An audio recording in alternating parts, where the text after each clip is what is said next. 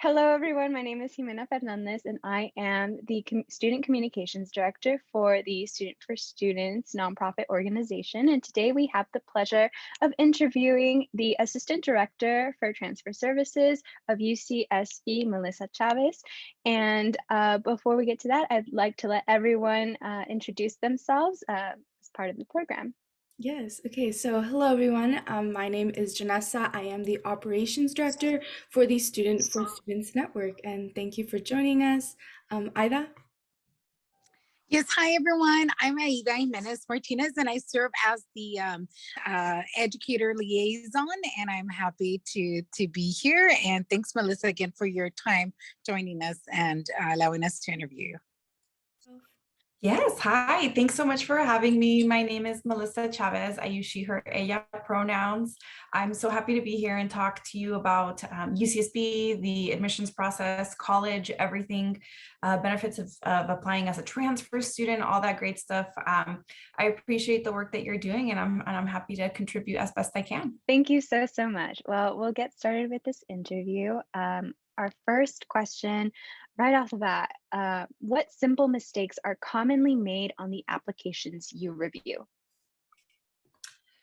There are many things that come to mind, but in particular, if we're talking about the University of California application, whether students are applying as freshmen or transfer students, growing up, we might be taught to be humble and be thankful and be gracious. And your college applications, they are not the place to be humble. This is where you should be showing off, talking about your experiences, your contributions to your community, everything that you've done, that you've worked hard for. I think that's really, really important. And I see that sometimes I'm reading applications and I'm like, I feel like there's more here, and I wish you could tell me more. I wish you would have told me more, because the UC campuses can only use what you put on the application. So be as detailed as possible, always, using I statements, talking about accomplishments, talking about challenges if you've had challenges and how those things have motivated you, talking about your experiences. Another common thing that I see happen, a mistake, is that in the personal insight question responses, sometimes students are often motivated by somebody else, a parent, a grandparent, and they spend so much time talking about that person when really we want to know more about the student. So if you've been inspired by somebody, or if someone has had a positive impact in your life, that's great, but make sure you always go back to talk about yourself. For transfer students, one of the biggest mistakes I see is that they tend to focus on a lot of things that are not necessarily relevant to the transfer process. For transfer students, you're already a college student. You are going to transfer to finish your bachelor's degree. So try to focus on your experience as a college student. Sometimes students will say, I did all this in high school, and that's great. But as a transfer student, you're a college student. So talk about your experiences as a college student. Thank you so much. That's such great insight. Thank you. Yes, thank you so much. So the next question that we have actually relates to like standardized testing. Obviously during like COVID, a bunch of schools have allowed it to be, or submitting your scores, it's test optional. And so we've heard from students from our network who message us and ask us, do you think that it's gonna make me seem less competitive? And so we wanted to, hear your take on how do you feel about students not needing to submit their SAT scores to the UC institutions, or, just with like COVID and everything like that? Yeah, that's a really great question. And I'll answer it, personally as Melissa, somebody who has been working with college students and transfer students for so long. I'm actually a big fan of it no longer being used. Officially, the University of California is not going to utilize any type of exam or standardized exam, so SAT or ACT, in the review of admission. And that, I think, is a really great thing, because my personal belief is that I believe that the work that students are doing in and out of the classroom every single day is going to accurately reflect that student more than one exam taken on a cloudy Saturday morning at some random school, right? So I'm very excited for it. And I think that there definitely has been some concern, from some people about us not using it.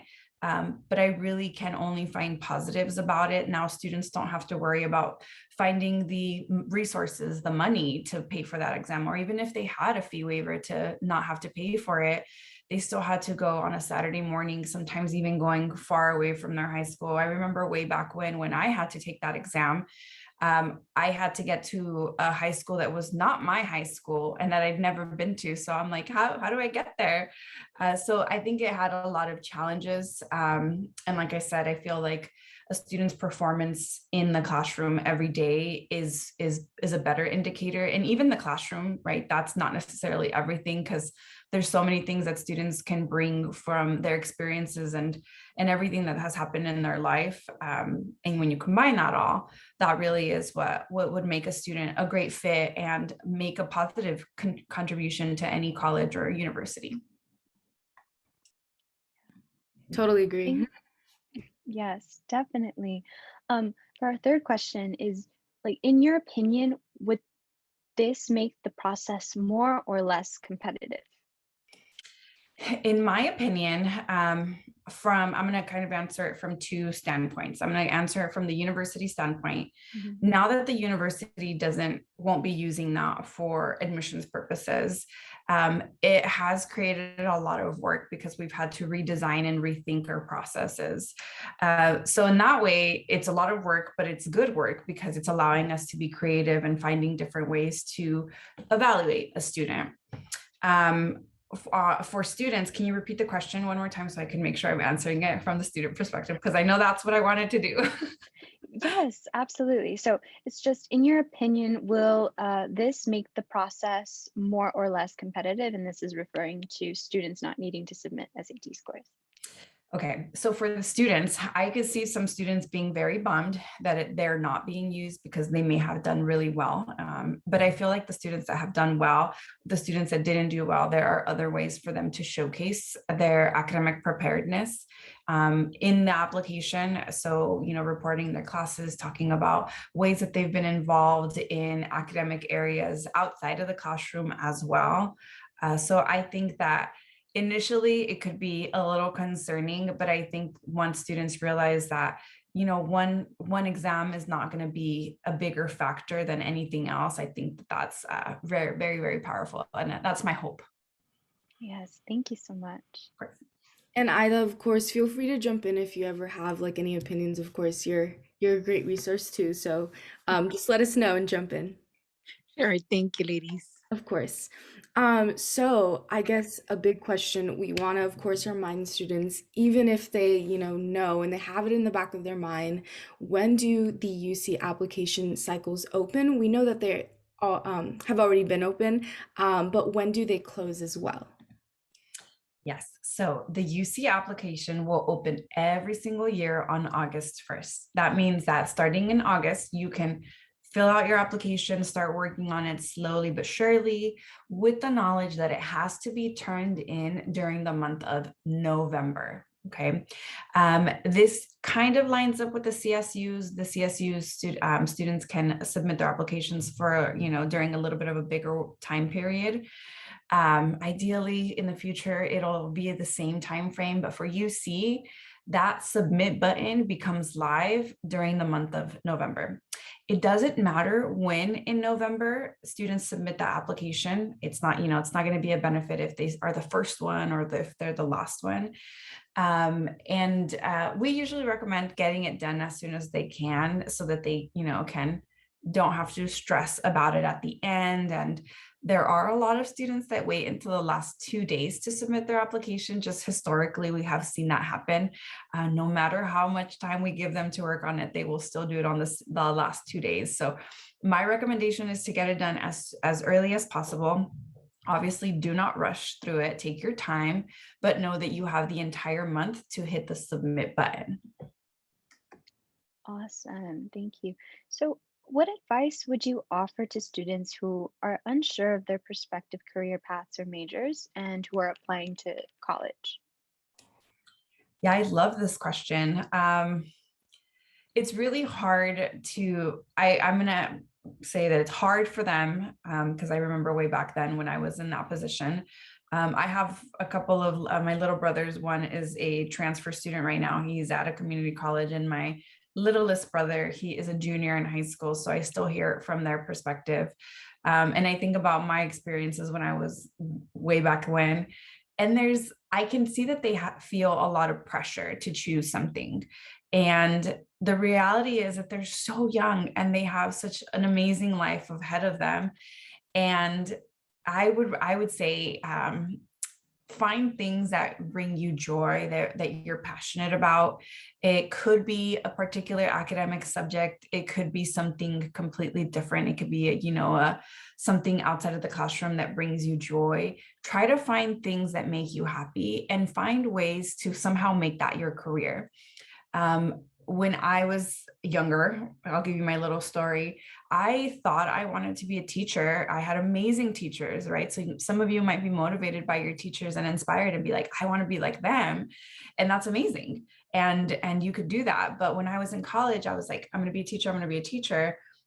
I took one class that allowed me to see this peer mentorship type of work. And that opened my eyes in a way that I had never thought of before. And being in education, but not necessarily in teaching, being able to help others with their classes and that kind of stuff. And that's kind of how I started getting into, being a helping professional and working with students and everything that had to do with academics. I really, really enjoyed that.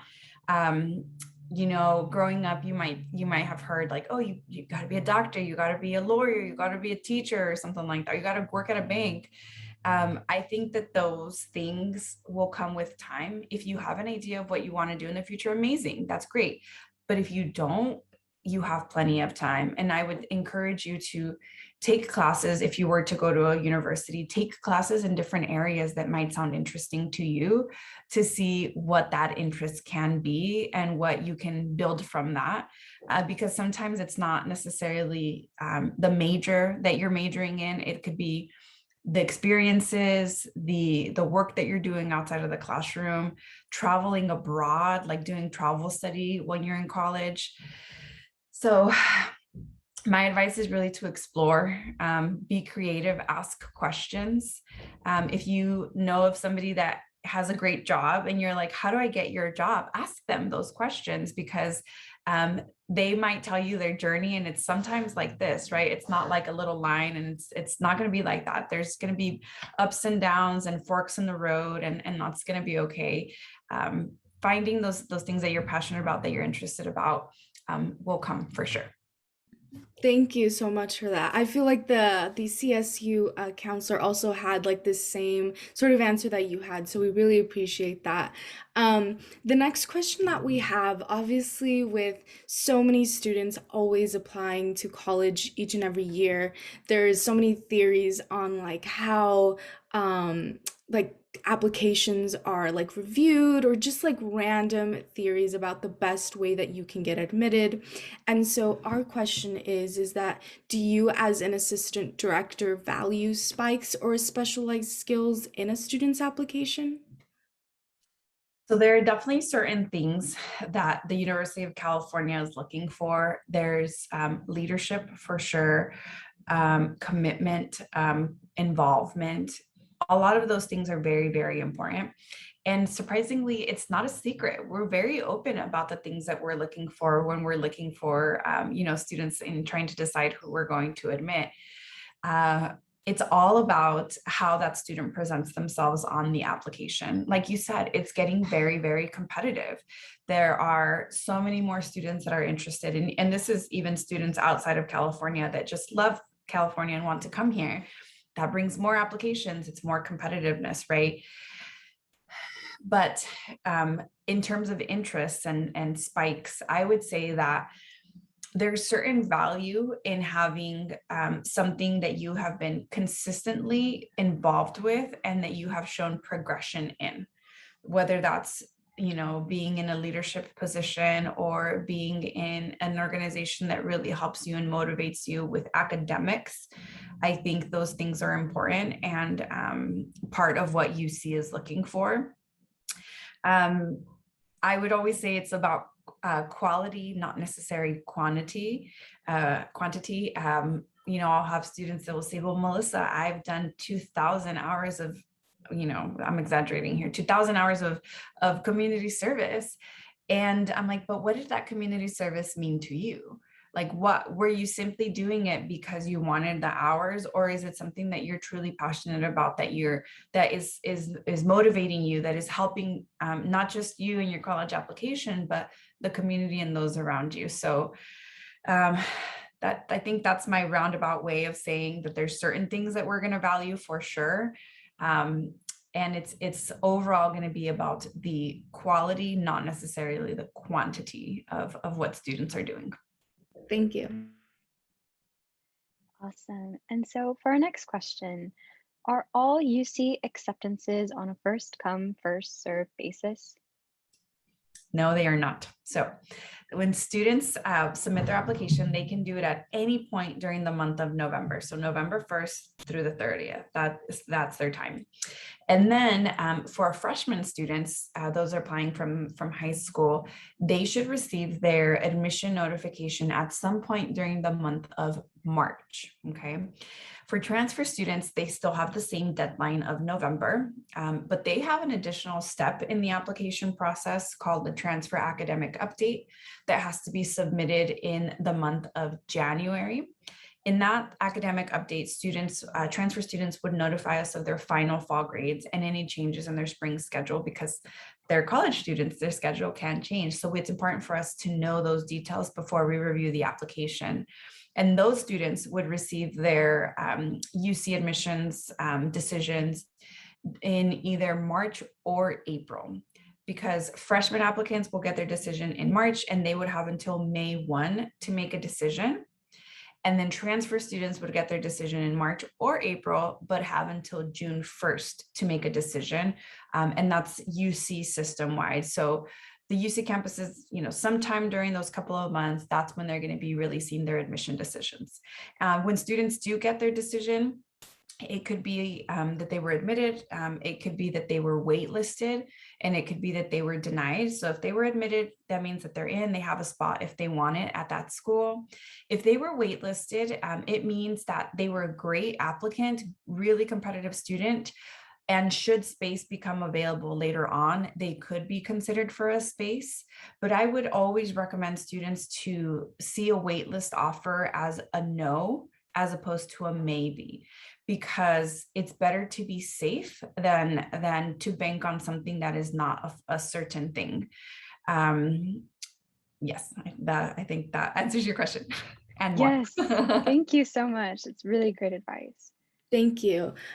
So going back to like the theories and, all of that stuff, I guess you individually, of course, because I know that speaking for like the whole system or your school would be too difficult. But in your opinion, is it better to take, CB classes and then get all A's, or to take a bunch of higher level classes and then score, or then receive like a grade that's like lower?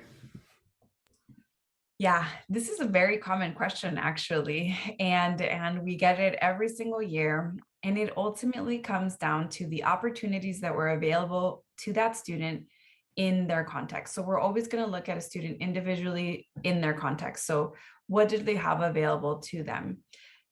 Challenging themselves in academics is something that holds a lot of value. So we're going to look at that. We're going to see how many classes that were advanced placement or honor did the student take of those that were available.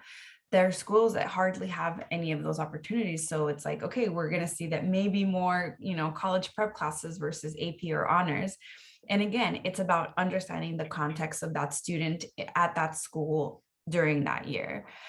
With COVID, there were a lot of changes in terms of like how even high schools were were releasing final grades.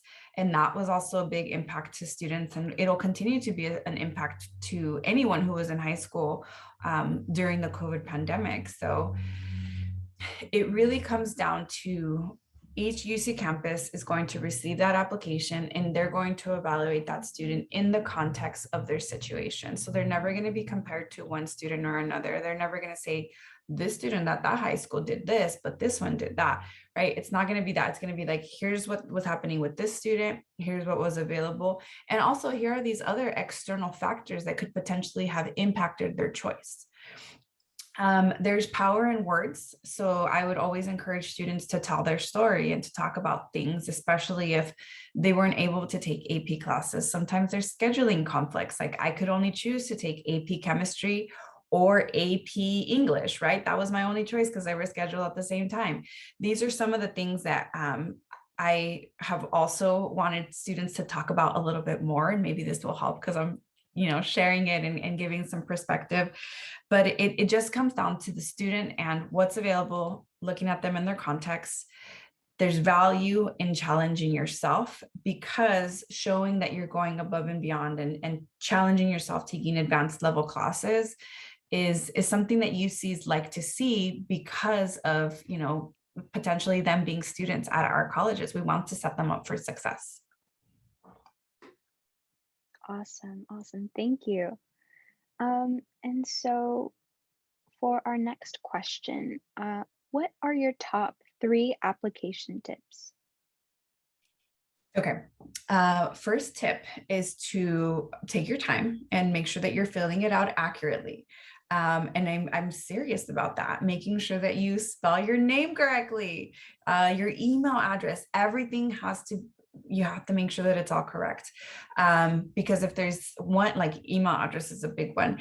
If there's one letter that was wrong or anything like that, then that connection is lost in terms of giving you your confirmation and all that good stuff. And eventually the UC campuses being able to connect with you, since most of the communication is going to happen via email. So first, make sure that everything is entered on the application accurately, that you're taking your time and not making any of those mistakes. Second is to have somebody review it with you, for you, before you submit it. Especially if there are services, like if there's a CSU representative or if there's a UC representative, if they're offering presentations to give advice and tips on applications, I always encourage students to take advantage of that so that, you can see, hear directly from the source to make sure that everything looks good. Let me see. And number 3, what would I say? I would go back to just, showing off, right? It's not so much, especially with the personal insight questions, a lot of students are concerned. They're like, are you going to be like my English teacher and judge me and talk about and look at my grammar and that kind of stuff? And it's not that. It's more the story, the information, the content, the details. You don't have to set the scene. You don't have to tell us very flowery language and say it was a sunny day in September or, whatever. We really want you to focus on you telling your story, giving us those details. Quotes, don't use quotes. I love quotes, but don't use them because you have a limited number of space available to answer your personal insight questions. So always make sure you use your voice. It's you, it's your story, it's your experiences. So I think those are my 3 things. Thank you. That's such great advice. I know I struggled a lot with writing about myself on my application. And so I feel like this is so good for students to hear.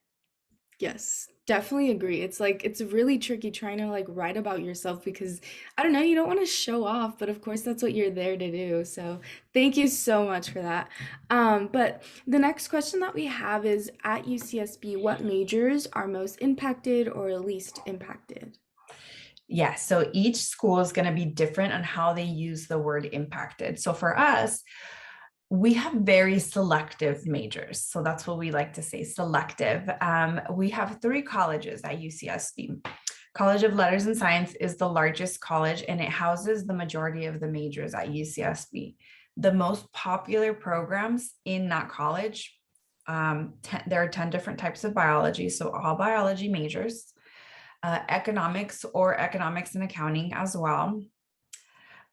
Psychological and brain sciences and communication are probably some of the most popular choices for students. The other two colleges that we have is the College of Engineering and the College of Creative Studies. In the College of Engineering, we have 5 majors: chemical, computer, electrical, and mechanical engineering, and then also computer science. All 5 of those majors are highly, highly selective. Those are probably some of the most popular majors that we have at UCSB. And then the College of Creative Studies is a very unique type of learning environment. Students in this college are matched with a faculty mentor, and they have to go through a supplemental application. It's kind of like a graduate school for undergraduates. These students have a very specific interest, passion, or talent in the major that they're going to study. And there are 8 majors available in the College of Creative Studies. So because of that supplemental application, I would say that all of those majors are going to be selective. So at UCSB, it's more about being a selective student. So again, summarizing them: College of Letters and Science, all biological sciences, economics as well. But the most popular, or one of the most popular choices at UCSB for freshmen is undeclared. You can be undeclared. Transfer students do have to select a major. And then for College of Engineering, all the majors are selective, and College of Creative Studies, all majors are selective. Thank you. Thank you so much. So for our other question, what advice would you give to someone who believes they are unable to attend college because they do not have the financial means to do so? Yeah, this is a really important one. And it's very near and dear to my heart. When I was growing up, grew up with a single mom, low income, and I wish I would have learned a little bit more about the financial aid process, because there are so many different resources and programs that are available for students, and there are paths like the community college path that would save students a lot of money. My high school counselor always told me that my education was the biggest investment in myself. And she was right. It really was the biggest investment that I could make in myself, and by extension, my family and my community.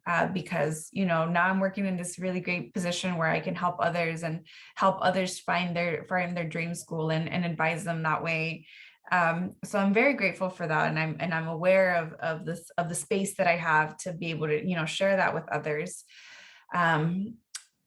But the money, it's a big deal, right? So I want to make sure that students are applying for financial aid first and foremost. There are 2 applications that students should be considering. There's the free application for federal student aid, FAFSA. And then there's the California Dream Act application, sometimes known as CADA. If students they'll qualify for one or the other. They should make sure to submit that application so that they can be eligible or considered for financial aid. It's really important to understand the true cost of education, not just tuition fees, but there's more. There's housing, there's transportation fees, there's personal expenses, all of that. And there's a lot of ways to save money. For students that think I can't afford it, make sure you apply for financial aid, because if you are admitted to any of those schools, they should give you a financial aid award letter or a financial aid offer with that admission decision.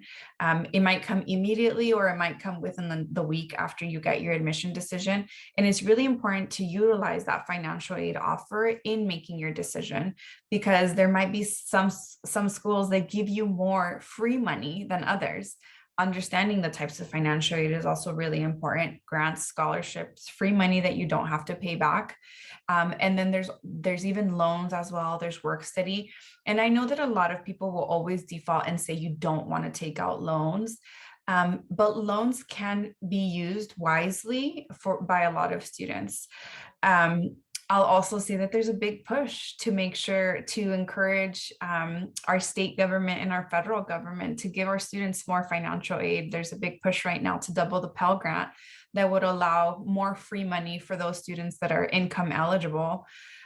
So all of these types of things I think are really, really important. And last, and I don't ever want this to be the only reason, but sometimes it is also considering the transfer path, because the students that are attending a California community college in particular have probably one of the best community college systems in the entire country at almost the lowest cost. I haven't looked at the data in a couple of years, but the community college system in California is the largest and it's one of the cheapest. And it has such amazing programs that connect students with CSUs and with UCs. So I would also encourage students to look at that option as well, and never see it as a oh well, I guess I'll do this. It's an opportunity to really benefit you, your family, and your future. My other brother, gosh, I have so many siblings. My other brother, he was a transfer student, and when I look at his student loans and I look at mine, I'm very thankful for them because they got me my career and my job. And I wouldn't change them for anything, but man, that's a big difference that he's saved some money. So that was my really long answer to that one. No, thank you. Actually, speaking of the community college system, we actually have a question about this. So, what are the advantages and disadvantages of going to community college and then transferring after 2 years? So I'm going to start with the disadvantages because I think the disadvantages are going to be very personal. There is a stigma that I wish didn't exist. It's tough to see your friends leave and you stay home. I'll definitely, make sure and I acknowledge that. And I say that it's personal because it's your story, it's your experience, and you having to make that decision for yourself. And while you might understand that it's very beneficial for however many reasons, it's still something that that takes a while to process. Again, especially when you see friends that go to a 4-year school that are moving into their residence halls and all that stuff. But I would say, there are so many benefits and so many positives. So said the everything can be personal, but benefits, oh my gosh, I have so many benefits for going to a community college. If your being a transfer student can be a second shot at a dream school. If there's a school that you love that you just really, really wanted to go to and you didn't get in for whatever reason when you were out of high school, transferring would be another opportunity to reach that goal, to reach that dream. And you would save a lot of money. I know I've mentioned a little bit about that, but it really is substantial, the difference in cost of attending a California community college or a CSU or a UC, where you can take lower division courses that would help you graduate in a timely manner, major preparation courses that would help you. All of that is available at a community college for a fraction of the cost. For a lot of students, maybe going back to the question about what happens, or the students that don't necessarily know what they want to do, if they stay at a community college, they can explore and find different interests and pay a fraction of the cost, right? So that's something that's really beneficial. I'd also say, depending on the student situation, some are very fortunate to have very strong family backgrounds. Some will have different things that they need to do and help and support the family, right? Sometimes maybe little brothers, little sisters, even children of their own. And it's something to consider as well, right? Because sometimes it's not just the individual, it's me, it's my family, and it's my future, it's our future. So if it's support, taking care of family members, taking care of your grandparents, being there for your parents because they're sick or they need support, those are really great reasons to stay, because you're you're providing for them as well. Let me see what else. There's ways to develop academic skills. There are ways for students to take advantage of programs that exist only at California community colleges, like the transfer admission guarantee that exists at 6 UC campuses. If students meet certain requirements that are set by that UC campus, they could have a guaranteed spot in a couple of years, right? So I just think that there are so many benefits, and transfer students are college students. They're making progress. They are undergraduate students. They are going to thrive at UC or CSU or wherever they go because they are transfer students, not in spite of being transfer students. So I'm a huge fan of students going to community college and transferring to UCs.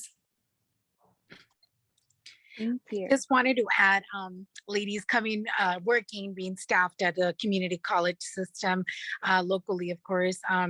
It's another advantage, and sometimes students don't realize this, is that upon transferring, students are halfway to the completion of their baccalaureate degree because they've already completed between 60 to 70 transferable units at the community college level. And so that's another key aspect to keep in mind for transfer students to consider. Thank you both, honestly, for that. I think it's, like you said, the stigma, it's literally there. It's so vivid, so just like in your face while you're in high school. And so we really appreciate that you sort of reiterate this. So yeah, our next question is going to be, we obviously know that the application season for UCs is open. And so we wanted to know, what should students be doing right now to stay on top of their path toward college? So if it's freshmen, sophomore, juniors, being aware that your academics are still very important. And right now, as the schools are transitioning back to in-person learning, finding ways to safely be involved, whether that's in organizations or clubs or sports or something like that. I think that that's really important, and it brings that sense of school spirit that may not have been there virtually. So encouraging those students to, find ways to get involved. For the students that are going to be applying this year, my seniors, start working on those personal insight questions because they do take a lot out of you. It's 350 words and you have 4 questions to answer, but you're just like, suddenly I'm not an interesting person. Like, I can't think of anything right now. Take the time, because sometimes it's going to take you a little bit of time to kind of develop your thoughts and your ideas. Talk to people about what they're writing about. Talk to them to get ideas, to get some insight. Talk to your counselors, talk to your teachers. And then eventually, once you're actually filling out the application, like I said, be very careful, make sure everything's entered correctly, have a copy of your transcript in front of you so that when you are entering your classes, you're not going by memory, right? It's like exactly as it's shown on your transcript. For my community college students that are getting ready to transfer or that are in the path to transfer, always connect with your resources, because the representatives at the different colleges and universities are there to help. And the advising process as a transfer student is a lot more transparent, because transfer students are making immediate progress towards their degree. So they have to know a little bit more detailed about, like, this class or that class. No, don't take that one, take this one, right? So it's very important for them to make sure that they have a good academic plan, talk to advisors, talk to their counselors at least once a semester to make sure that they stay on path. And then for my transfer students that are getting ready to apply, I really consider the transfer admission guarantee, because you can guarantee your spot at one of 6 UC campuses. It's available at Davis, UC Santa Cruz, UC Merced, UC Santa Barbara, UC Riverside, and UC Irvine. So one of those spots, like, always guarantee your spot somewhere. It's so important. It's such a great opportunity for students. So I think that's what students can be doing right now, wherever they are in the process. Yes, thank you. I feel like everything you just said is what my 16-year-old self needed to hear when I was applying to college. So for our next question, it's what if students make a mistake on their application? What do they do? So if they make a mistake on their application and they've already submitted it, there is something called the UC Application Help Desk. They can find the contact information on the website. send them an email, let them know exactly what the issue was, what the mistake was, so that they can get a response from a centralized source that would tell the student what, their next steps are. So that's mostly for freshmen. For transfer students, because they have the transfer academic update that has to happen in January, they will get an opportunity to either make those corrections, or if they can't make it directly on the application, notify us if there's something that they need to correct by letting us know in the additional comments of the transfer academic update. And then that way we can give them, the next steps on what they need to do to make sure that they fix that mistake. But as soon as they know, definitely make sure that they identify it and they're aware of it, and contact the application help desk. If transfer students don't want to wait, they can contact the application help desk as well. And the application help desk might say, oh, that's an issue that can wait until the transfer academic update. So it really just depends, but know that there's that help desk there to help students. Thank you. Thank you. So our next question, I feel like in high school, there's all of these schools that are just sort of thrown at us, and we're told, oh my gosh, these are such great schools, apply to them. But our question is, how do students, or what resources do you know of that can help students determine what school is best for them? So this one's one of my favorite questions, and one of my favorite bits of advice that I can give students is that if you're able to, and I understand that sometimes you're not able to, I would recommend visiting the school, being in the space, walking around the campus, getting a feel for the students, for the environment, for the vibes. It's very, very important, because you might love a school and then you might step foot on it and you're just like, oh man, I feel tiny here. I don't know. I don't like it. Right. Or you might think, Santa Barbara, I don't even like the beach. Why would I go there? And then you get there and you're like, this is amazing. I love it here. Right. So that's my best advice, is to try to visit the schools if you're able to. And I understand that sometimes it's not possible because of distance, money, so many reasons. So I would say taking advantage of virtual events that the schools are offering, because every school is going to tell you we're the best, like we're amazing. Like we're never going to say, oh yeah, we're not that great. We're always going to say we're great. So it's hard to get that perspective until you go to the school, get that sense of what's happening. If you're able to talk to current students, that's also a really, really good bit of advice. Talk to students that are there, that are doing it, that are studying, all that good stuff. Thank you so much. Thank you. I just really quickly wanted to add, oftentimes what I've seen through my educational experience as a professional is that students sometimes, not always of course, but there's those that might lean towards a specific college because their friends are going there, or because their girlfriend, or because somebody that they know. So something that I always share with students, and it's to make sure that it's a good fit for them individually, that it's something that it's a college that is actually going to be the best for them in particular, and that is resourceful to them and where they see themselves, not because others around them are attending.